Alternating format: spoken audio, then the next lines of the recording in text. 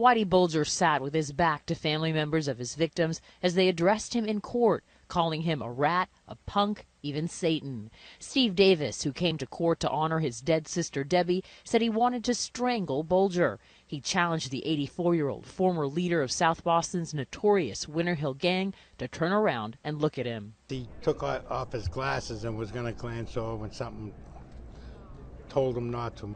Maybe it was best it didn't happen that way. In court, David Wheeler held up a photo of his father, Roger, who was killed in a hit Bulger ordered in 1981. He also criticized the FBI for, as he put it, protecting and supervising Bulger before he went on the run for 16 years. Bulger was finally captured in 2011 in Santa Monica. He kept his back turned to me, just like the FBI and the Justice Department have turned their back to me.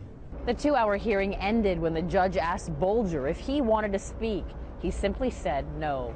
Even though Bulger didn't look at or address the victims' families, his attorney says he was affected by their raw emotion. I sat right next to him. I saw how he reacted, and I think that was in response to the power of their words. The daughter of one victim said 3 words to Bulger that he's not likely to hear Thursday when the judge could hand down 2 life sentences. She said, "I forgive you."